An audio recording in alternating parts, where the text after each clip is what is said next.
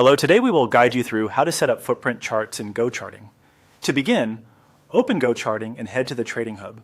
This is the main area where you can access the platform's charting tools and start working with different market views. If you are on the home page, look for the trading section and enter from there so you are in the right workspace before making any chart changes. Once you are in the Trading Hub, click on Launch GoCharting Free. This will open the charting interface where you can customize the display and select the chart type you want to use. Give the platform a moment to load fully so all menus and chart controls are visible on your screen. Starting from this main terminal is important because the footprint chart option is found inside the chart type settings. After the charting terminal opens, move your attention to the upper part of the screen. There, find the Charts drop-down menu and click on it. This menu contains different chart styles and viewing options.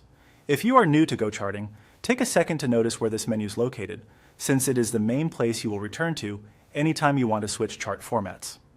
With the drop-down open, scroll down until you locate the cluster option. Then click it.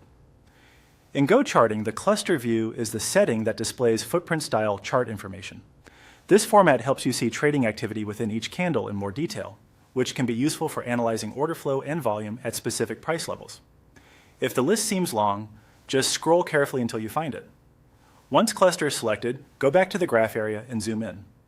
As you zoom closer, the footprint chart becomes easier to read, and the detailed information inside each bar will appear more clearly.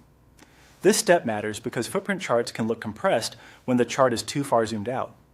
By zooming in, you allow the data to display in a more useful and readable way. At this point, your footprint chart should be visible. If it looks crowded, continue adjusting the zoom slightly until the chart is comfortable to read.